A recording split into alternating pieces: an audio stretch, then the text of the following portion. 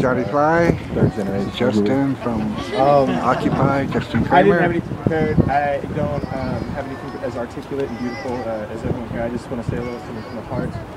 As someone of a Mexican Jewish background, this bill 8497 means something really dear to me.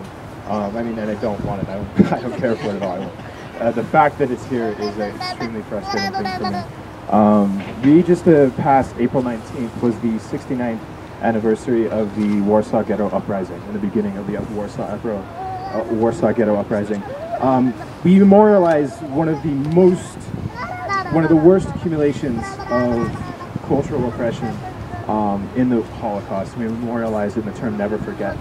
The important thing that I've learned throughout the years, growing up as a Jew, I always imagined that was specifically towards we as Jews should make sure that we don't get put in concentration camps again. Yes, that is important, but the more I study it, the term "never forget" is a very active term.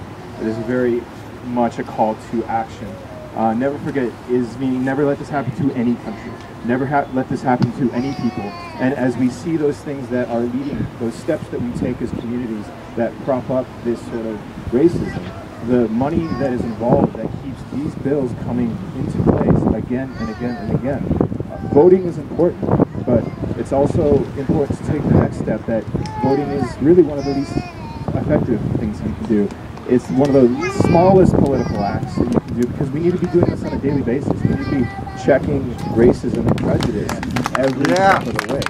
Voting is the way to do that. We also need to stop it in the workplace. When we see that we have individuals in our families that are probably going to be targeted. We have, 400,000 individuals that are required to be deported? That's a requirement. When this happens, we have to be prepared and be powerful and resilient as communities to stand up and check this justice in the workplace, in our homes, every step of the way in the process. Be there in the courts to support our brothers and sisters that are getting deported, support these families that are actively being destroyed, because this is what the active call to action, never to forget, means. We need to be never forgetting every day, every step of the way. And if we're this far, that we have all these different states that are passing laws that we can see in Alabama are actively cutting off water and electricity to families, what's the next step beyond that?